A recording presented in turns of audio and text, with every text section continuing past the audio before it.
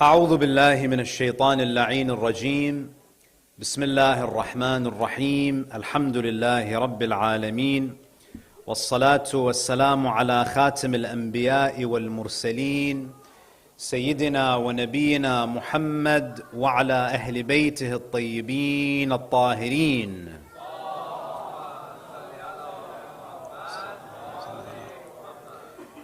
Respected elders, brothers and sisters, Assalamu alaikum wa rahmatullahi wa barakatuh. So I've been asked to speak for 90 minutes, and I'm not going to do that to you, I promise. So beginning tonight, and inshallah over the course of the subsequent nights, we're going to be analyzing one hadith. Yes, just one hadith. It's a bit of a lengthy hadith, but it's a very important hadith because in this tradition that I will share with you, it is essentially a conversation between the Prophet ﷺ and Imam Ali ibn Abi Talib alayhi salam. And in this narration, the Prophet is giving advice to Imam Ali ibn Abi Talib. Advice on how to attain nearness to Allah.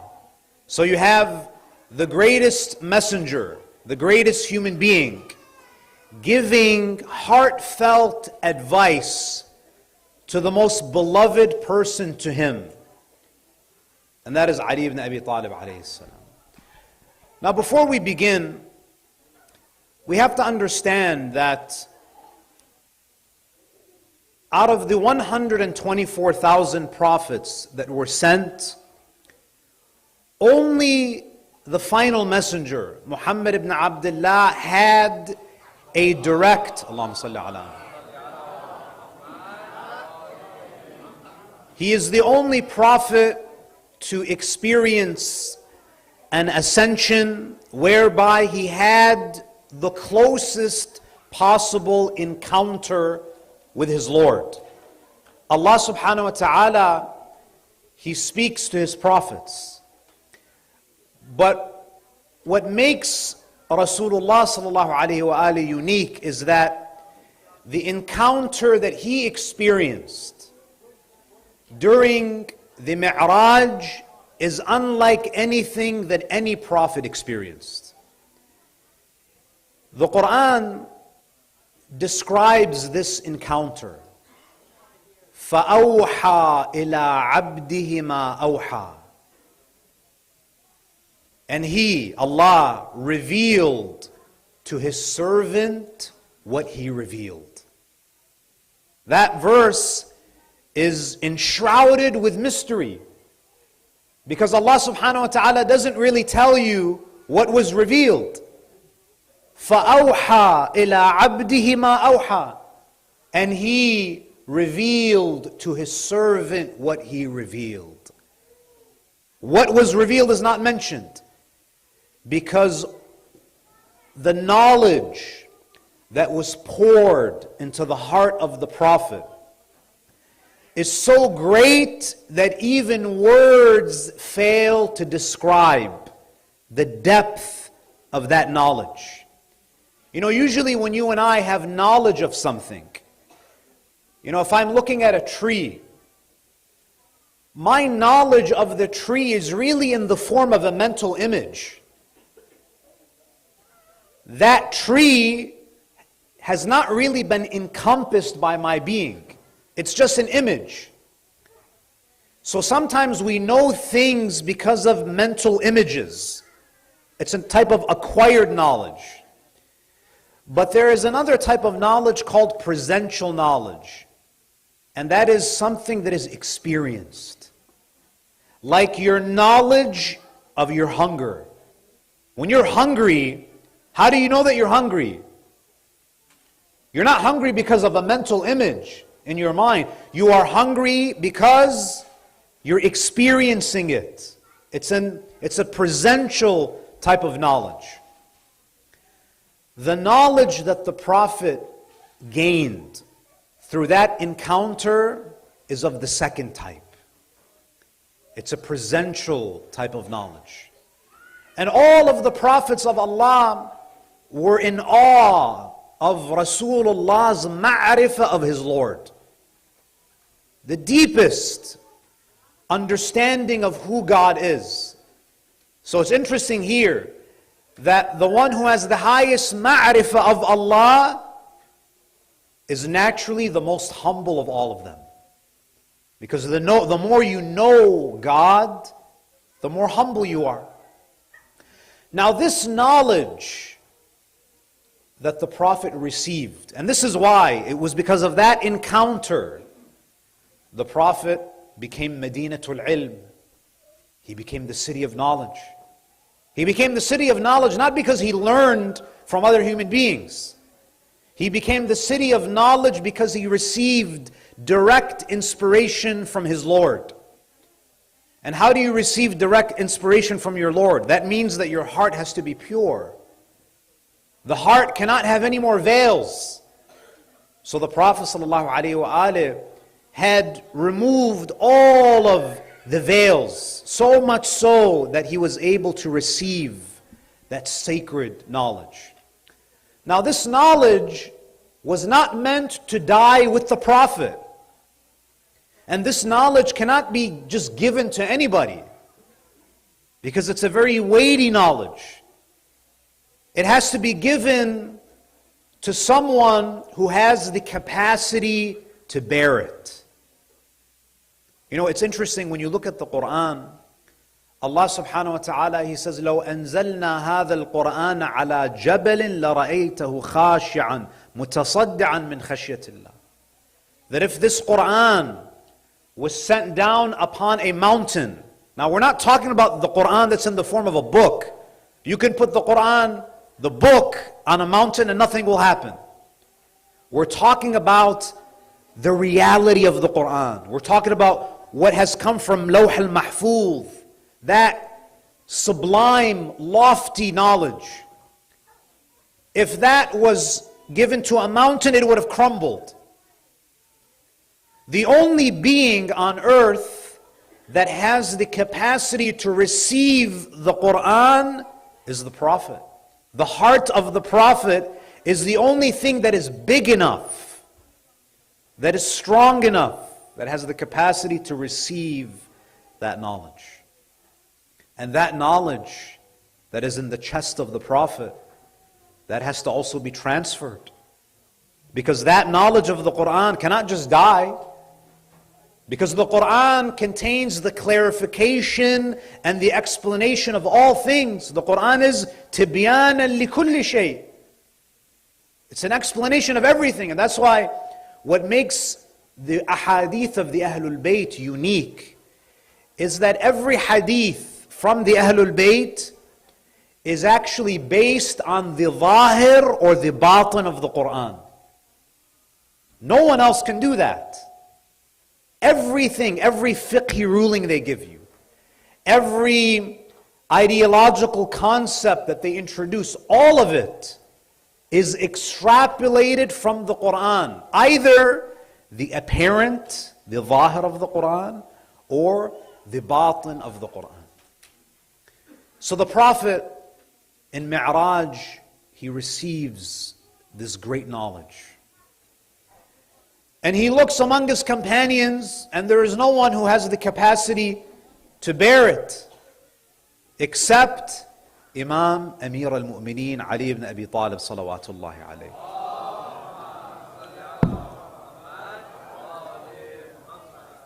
There's a very beautiful narration in Al-Kafi, which is one of our most authentic hadith sources. And Imam Ali ibn Abi Talib, he explains the type of relationship he had with the Prophet. You know, there are some companions who pride themselves over the fact that they prayed with the Prophet. There are some companions that say, you know, we were with the Prophet in the Battle of Badr. We were with him in Uhud, in Khaybar. We were with him during his last Hajj. That's great.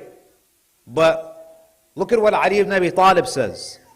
He says, وَقَدْ كُنْتُ أَدْخُلُ عَلَى رَسُولِ اللَّهِ صلى الله عليه وآله كُلَّ يَوْمٍ دَخْلَ وَكُلَّ لَيْلٍ دَخْلَ. Imam Amir al-Mu'mineen, he says, I used to go to the house of the Prophet. I used to meet with the Prophet every morning and every night for a private session. Imam Amir al-Mu'mineen is saying, yes, the Prophet has his public sermons, but Imam Ali ibn Abi Talib, he says, every day, in the morning and at night, I would have a private gathering with the Prophet. A private meeting, a private session. Meaning, there are things that the Prophet shared with Ali that he didn't share with anybody else. Because the Prophet, what does he say? كَلِّمُ النَّاسَ عَلَى قَدْرِ عُقُولِهِمْ. Speak to people according to their capacity, according to their intellect. So this hadith that I'm going to share with you, the Prophet ﷺ doesn't have to filter what he's saying, because he's speaking to the commander of the faithful. And he's speaking about the most important aspects of our journey towards Allah. So the hadith is mentioned in Al-Kafi from the 6th Imam. And the narration goes as follows. It's narrated by Muawiyah ibn Ammar, not Muawiyah ibn Abi Sufyan. Muawiyah ibn Ammar is a disciple of Imam al-Sadiq, a student of Imam al-Sadiq. He reports the following. Imam al-Sadiq, he says, كان في وصية النبي لعلي عليه السلام.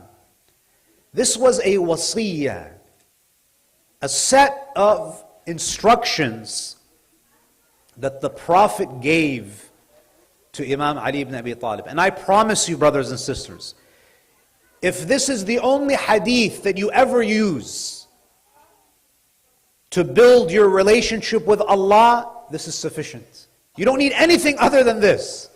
Meaning what the Prophet is going to share with Imam Ali ibn Abi Talib is a comprehensive plan for you and I on how to attain nearness to Allah. So the Prophet, what does he say? He says, Ya Ali, أوصيك في نفسك بخصال فاحفظها عني. Oh Ali, I advise you with respect to yourself. Ya Ali, أوصيك في نفسك. I'm going to give you some advice that is related to your nafs regarding certain character traits. So this is advice that has to do with the nafs, with the inner world. You know, you and I, we often think that our lives would be better if we're able to change the external conditions. But here, the Prophet ﷺ, he's speaking about the inner world. Because sometimes the misery that we feel has nothing to do with the external world. Sometimes you might have the same external event, but because there's something happening inside of you, the way that you interpret that event determines whether you're happy or you're sad, whether you're disturbed or you're at peace. So yes, we should be concerned with external events, but we should always give priority to the inner world. What's happening here? Ya Ali, usika fi nafsik. Now the question is, does Ali ibn Abi Talib need advice? Meaning, are the things that the Prophet is sharing, are they things that Ali was not practicing? No, of course, as we go through them, obviously Imam Ali ibn Abi Talib is already practicing these. He already has these qualities. He's already practicing these acts of worship. But what the Prophet wants to highlight is that these qualities are so important that I'm emphasizing them to someone like Ali ibn Abi Talib.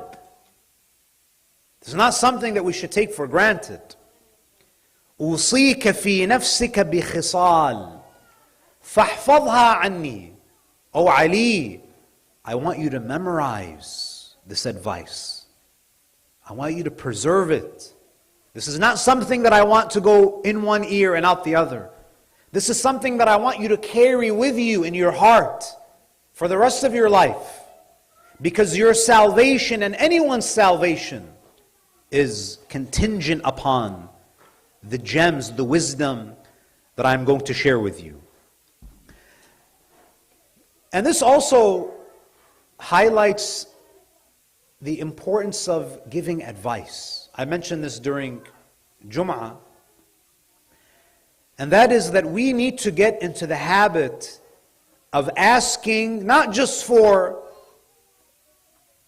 financial advice, for career advice. We typically ask advice about, what type of career should I go into? What should I major in? What cryptocurrency should I invest in? We want advice. We seek out experts. In fact, we will even pay subscription fees. We will pay top dollar to sit with a financial advisor. The Prophet ﷺ, he's highlighting that sometimes we need to ask for spiritual advice. We have to ask, we meet, when people are about to retire, when they're working, they meet with a financial planner for their retirement.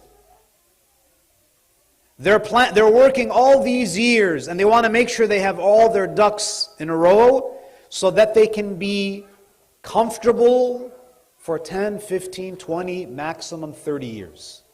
All of this planning for a time period that may or may not even arrive. The akhirah is inevitable. You're talking about your eternal life. We have to seek advice. We have to care about where we're going. And then the Prophet says, Allahumma a'inhu. So before the Prophet even gives the advice to Imam Ali ibn Abi Talib, saying, "Oh Ali, I advise you regarding yourself, your nafs, about certain traits of character. So preserve them, remember them." And then he makes a dua, "Oh Allah, help Ali. Help Ali acquire and embody these qualities." And this is also an important lesson. Yes, you need to put in effort to attain nearness to Allah. You need to put in the work if you want to purify your heart. But you also need Allah's help. Don't think that you can do it on your own.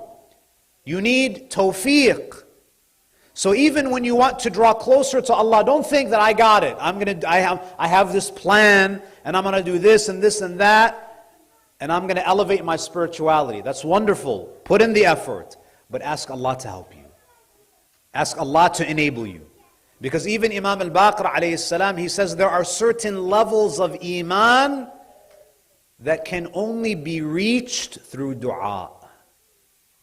You're going to reach a point where, that's it, you've done everything that you possibly can do.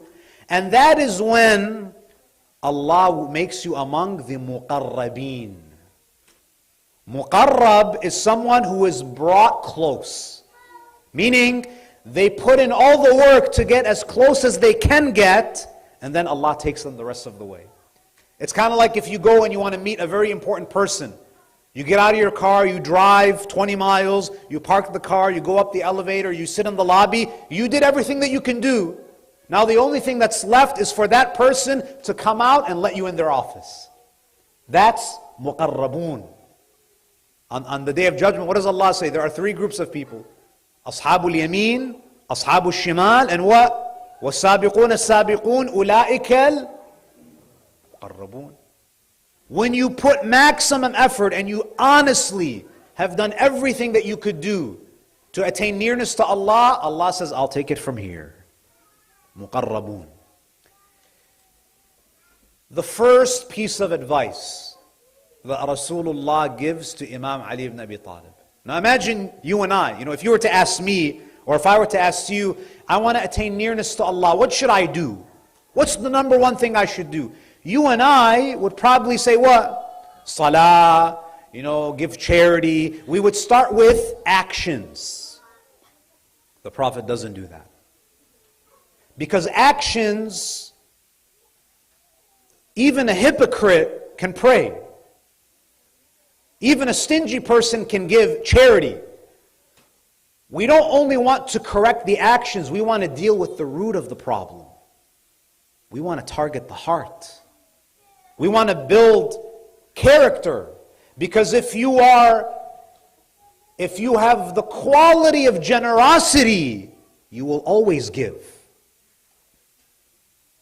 The Prophet wants to build certain qualities in us so actions become easier. Now I can sit with a stingy person and motivate them to give, and they might give because of pressure. But if I don't deal with the stinginess inside of them, those acts of generosity are going to be very few and far in between, very rare. So the goal is not to make the stingy person give. The goal is to make the stingy person a generous person. So the Prophet ﷺ, he begins by saying what? أَمَّا الْأُولَى فَالصِّدْقِ. The first quality that I want you to adopt, to develop within yourself is truthfulness. Imagine, the first advice that the Prophet has is to be truthful. وَلَا يَخْرُجَنَّ مِنْ فِيكَ كِذْبَةٌ أَبَدًا. And do not allow a single lie to ever come out of your mouth. The Prophet begins with the basics, the fundamentals. Be honest, be truthful, don't lie. And this quality of truthfulness, telling the truth and avoiding lies, is just one aspect of it. It's just one aspect. And some of us even struggle with that. That's the most basic manifestation of truthfulness. To speak the truth and not lie. Some of us, we lie. We're telling a story and we're realizing that, the story is not that interesting. So what do? We add some spices. Right? We embellish. Right? That's a lie. Why do we have to exaggerate? Sometimes, we lie when we're telling stories. Sometimes we lie on our resumes. We lie. And we think it's not a big deal. But the Prophet ﷺ says, no, it is a big deal. Because a mu'min, someone who is close to Allah, is not only someone who speaks the truth, because even a munafiq can speak the truth if it's convenient. The Prophet is saying that you have to love the truth. You have to be at the service of the truth. What's interesting about truthfulness is that if you look at all of human societies, if you look at all of human civilizations, they all agree unanimously that lying is bad, that truthfulness is a virtue. In fact, both reason and revelation dictate that we should be truthful. In fact, if it wasn't for truthfulness, language would not work. In fact, the whole idea of language is predicated on the fact that human beings will be truthful. What do I mean by this? Language is basically to assign a label to a meaning. So the word tree is a label. It's a word that we collectively came and we've agreed that this word refers to that external reality. Now when I use the word tree, the expectation is what? That I am going to be truthful in using this word to point to that external reality. So even language Language is all based on truth. The expectation that human beings will be truthful. If it wasn't for truthfulness, we wouldn't be able to function. No one would trust you, and if people can't trust you, they cannot have relationships with you. So dishonesty damages your reputation, and it can also damage the reputation of others. Society cannot function unless we agree that truthfulness is a virtue. Unless we agree that truthfulness is moral. But to have this quality of sidq doesn't mean that you're always going to say the truth, because sometimes there are certain things that are true, but you shouldn't share.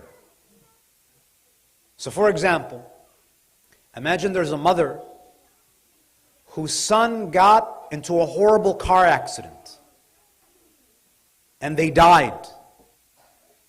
And let's say that you saw that the body was mangled. If I go to that mother and I break the news to her and I tell her that your son died in a car accident and his body was mangled, and I go into all of these details, technically I'm telling the truth. But is that something that is pleasing to Allah subhanahu wa ta'ala?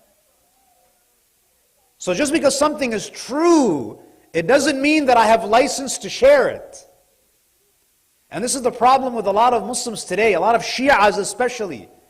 Just because something is true, it doesn't mean it needs to be said from the minbar. Because someone who is truthful has a love for the truth and is at the service of the truth and wants to elevate the truth even if it means, and he wants to protect the truth, even if it means that we don't share certain aspects of the truth. So sidq is really about being at the service of haqq. There's a very beautiful hadith from Imam al-Baqir salawatullahi alayhi. Allahumma salli ala. Where he says, Inna Allah azza wa jal ja'al lil-sharri aqfalan. Allah subhanahu wa ta'ala has placed locks around evil. Different forms of evil, Allah has set locks around them. وَجَعَلَ مَفَاتِيحَ تِلْكَ الْأَقْفَالِ الشَّرَابِ. And Allah has made the keys to those locks that unleash all types of evil. The key is drinking alcohol. Because when you drink, you lose your ability to use your reason. And the difference between an animal and a human being is the intellect. And then look at what the Imam says. وَالْكَذِبُ شَرٌّ مِّنَ الشَّرَابِ. Imam al-Baqir, he says, lying is worse than drinking. Ahlul Bayt say lying is worse than drinking. But culturally, what's worse? Drinking. If someone drinks, a'udhu billah, the person gets excommunicated from the community. No, don't marry your daughter to this guy, he drinks. But if he's a liar, and especially if those lies made him a lot of money, mashallah, he's so well off, he's wealthy, he has money. Imam al-Baqir says this is worse. Let me share a story with you about a time when someone omitted the truth. Sometimes you lie and it causes damage, and other times you don't lie. You just omit the truth at a time when it should have been shared. There was a scholar, and this is a story about a scholar, because scholars are also human beings and sometimes they make mistakes. There was a scholar who was living in Najaf, very respected scholar. And he had a son, and he wanted his son to get married to a girl who came from a very respected family. And some dads, they put pressure and they're like, I want you to marry this girl. It has to be this girl. So he had this idea in his mind. He had his eye on a particular girl for his son. One day, a family came to him. He's a scholar. The family came to him because they had a son and they were interested in that girl. So they came to ask about that girl, her reputation. What is she like? So they asked him. They wanted a recommendation. He stayed silent. He didn't say anything bad. He didn't say anything negative about her. So he was evading the question. Now in his mind, he doesn't want them to marry the girl because he wants the girl to be his daughter-in-law. It's very easy, shaitan can make you justify things. No, I want her for my son. So he remained quiet. And these people, they thought to themselves that this girl must be really bad because Maulana doesn't even want to talk about it. They thought that maybe, they're going to hear something and say, MashaAllah. It was silence and they were probably thinking, La hawla wa la quwwata illa billah. So they leave. And from his silence, they developed a negative opinion of that girl. Now, in his mind, that was a close call. Now let me get my son married to the girl. The problem is, Maulana doesn't understand that you can't control teenage boys or boys in their 20s. His son fell in love with another girl. He doesn't want to marry the girl. He told his son, please, this is a good family, a good girl. The son doesn't want to marry her. I don't want to marry her. This father, the years go by and he passes away. This scholar was very prominent. He had students. He's a very respected figure. One of his students saw him in a dream. Salaamu alaykum, alaykum as-salam, Maulana, you passed away. Where are you? Are you comfortable? And he said to him that I'm suffering a lot because of something that I did. What did you do? He said that there was a family that came to me when I was alive. They wanted to marry a girl. They wanted to know about this girl, and I stayed silent. I didn't give a recommendation because I wanted her for my son. But my silence damaged her reputation, so much so that that girl never ended up getting married. She never got married. Not because he backbited, because he was silent. And now I'm suffering. I destroyed the life of this girl because of my selfishness, because of my silence, because I omitted the truth. This is why Imam al-Baqir alayhi salam, he says, lying is worse than drinking. It can cause a lot, it can cause generational damage. Now, there are certain instances, my dear brothers and sisters. Now, before I get to that hadith, I'll share another one. Sallu ala Muhammad wa ali Muhammad.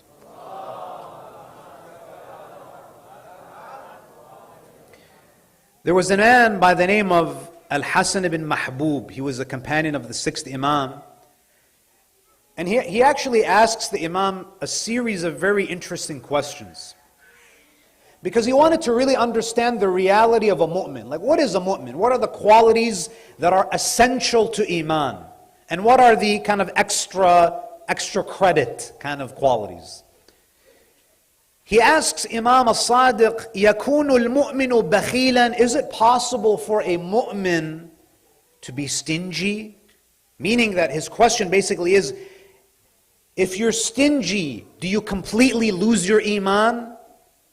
Is it possible for a mu'min to be stingy and still retain their Iman to a certain degree? And the Imam says, yes. We have examples of stingy mu'mineen, right? So then he asks, فَيَكُونُ جَبَانًا, is it possible for a mu'min to be a coward? And the Imam says, yes. That those two qualities, you can have iman mixed in with stinginess. Iman can be mixed in with a little bit of cowardice. It's possible. قُلْتُ فَيَكُونُ كَذَّابًا, is it possible for a mu'min to be a liar? The Imam says, no. If one exists, it pushes the other away. These qualities cannot mix. They're like oil and water. You can't bring them together. They're antithetical to each other. So the Imam says, no, a mu'min is never a liar. A mu'min may have weaknesses. They might have their own vices. But the vices that a mu'min never has is lying and treachery, khiyana. A mu'min is not a liar and a mu'min is not a traitor. He doesn't betray. This quality, to lie, is so abhorrent that the Prophet sallallahu alaihi wasallam,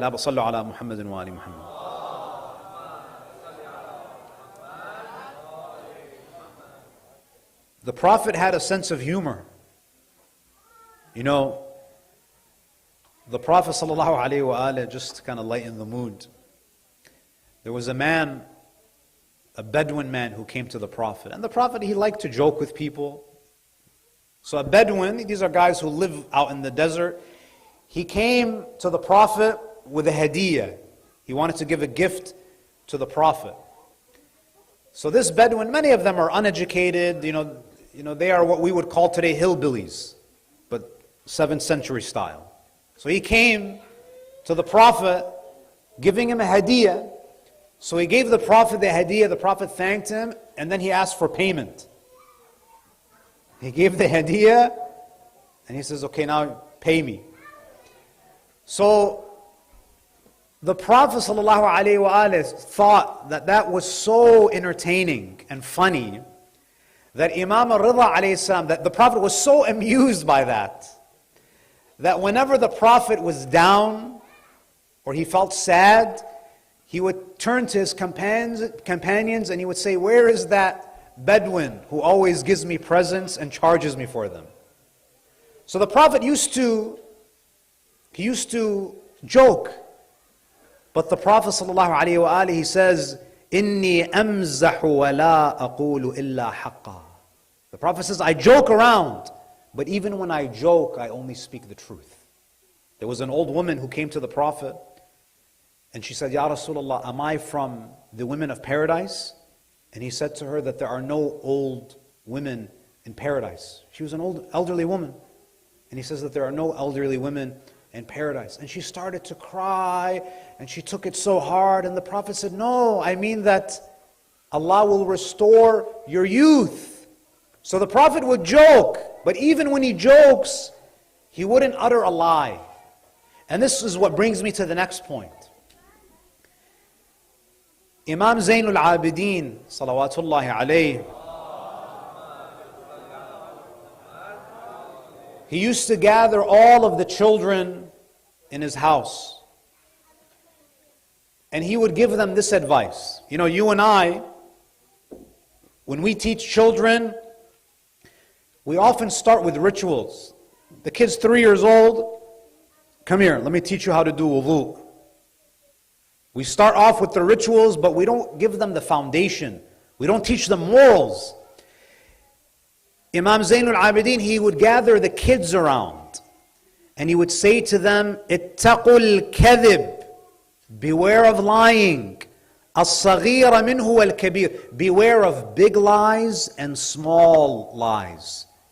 في كل جد وهز, be aware of lying, whether you're serious or joking around.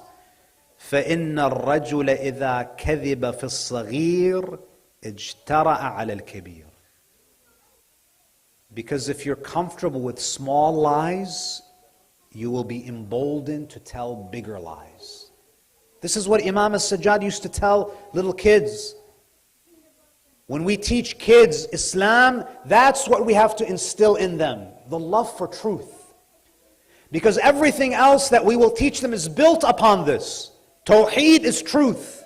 Nubuwwah is truth. Imamah is truth. Ma'ad, everything goes back to haqq. So if they have love, if they have this understanding that everything is about truth, it will be easier for you to teach them religion. Now there are a couple of situations where Islam allows us to lie. What? Yes, there are a couple of instances where Islam says that you're allowed to lie. And this is based on a tradition from Imam al-Sadiq. He says, Al-kadhibu madhmoom. Lying is bad. It's negative.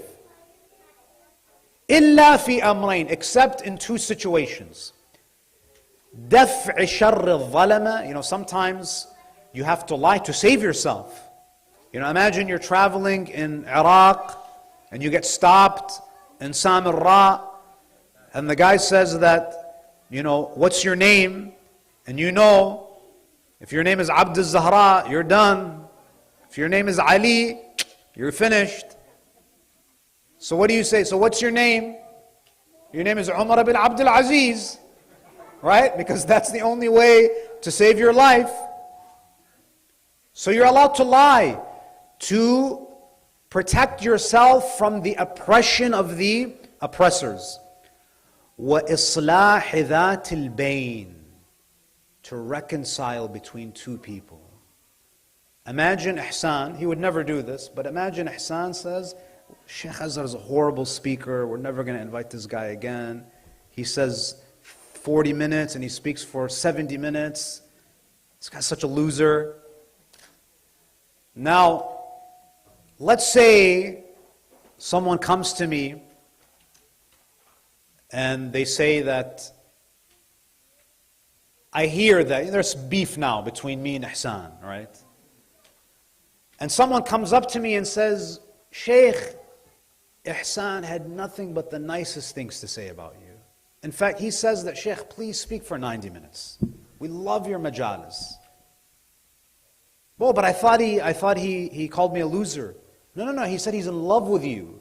Right? It's an L, it was confused, it was loud, the sisters were talking, he couldn't hear. That's a lie. Islam says that's okay. Because Allah wants the hearts to be united.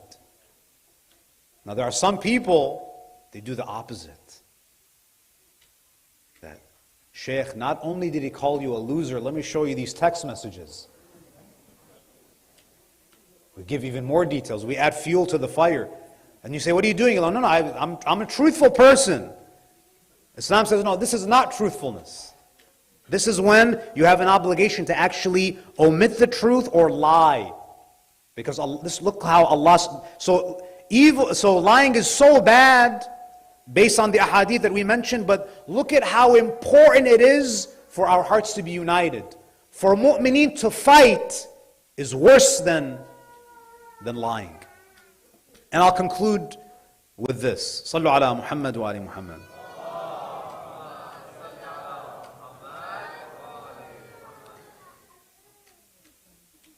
The problem with our understanding of religion today is that we often measure the religiosity of a person based on the rituals. Someone prays, they're praying in the front line, on Laylatul Qadr, wow, he stood for 5 hours and prayed without even drinking Red Bull. He's a mu'min, such a pious person. Look at the mark on his forehead from sujood. Subhanallah. How do you know? Maybe someone punched him in the forehead. We don't know. We don't know. The point is, that's how you and I measure the religiosity of a person. Imam al-Sadiq, what does he say? He says, لا تغتروا بصلاتهم ولا بصيامهم. Imam says, don't be fooled by their prayers and their fast. Now, Imam is not saying that praying and fasting is not important. But he said that's not a reliable indicator of piety. Why? فَإِنَّ الرَّجُلَ رُبَّمَا لَهِجَ بِالصَّلَاةِ وَالصَّوْمِ حَتَّى لَوْ تَرَكَهُ اسْتَوْحَشَ. There are some people who pray because it's a habit. Just like he has his coffee in the morning, it's a habit. Salatul Fajr is a habit. Dhuhr, Asr, Maghrib, Isha, fasting, it's just a habit. And it's so ingrained in him or her that if they stop, they feel that something's off. So it's just going through the motions because it's a habit. So what's a better indicator of piety? What's a better indicator of Iman? The Imam says, وَلَكِنْ اخْتَبِرُوهُمْ عِنْدَ صِدْقِ الْحَدِيثِ وَأَدَاءِ الْأَمَانَةِ. But test them, and also test yourself with regards to truthfulness in speech and trustworthiness. There are tens of millions, hundreds of millions of Muslims who pray.